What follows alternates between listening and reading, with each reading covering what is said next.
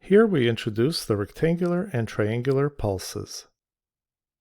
The rectangular pulse, drawn here as a function of time, is defined equal to 1 for times where the absolute value of t is less than 1/2, equal to 1/2 at times absolute value of t equal to 1/2, and equal to 0 elsewhere. That gives it an area equal to 1. Why the special value of 1/2 at the edges? Well, it really won't concern us too much in this course, but mathematically it makes sense to define rect of t that way. For example, here is the rect pulse without any time shift. Here's the rect pulse shifted to the left by 0.5 seconds. Here's the rect pulse shifted to the right by 0.5 seconds.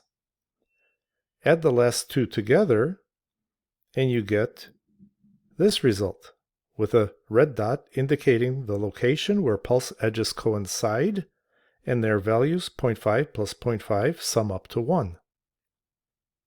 The resulting waveform is also a rect pulse, this one having a width equal to 2 seconds. We will learn about time shifting and stretching of signals in videos 18 and 20. From now on, any signal that we use having a jump discontinuity at some time will be assumed to be equal to the average of the before and the after jump amplitude values, right at the jump time.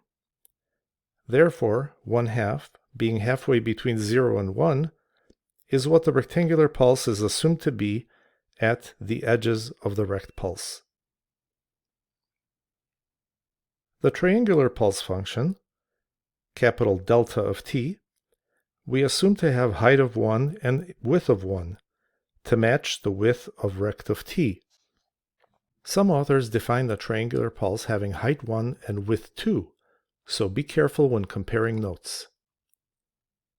Here's the definition of delta of t that we will use. There are no jump discontinuities in delta of t, so its definition is straightforward.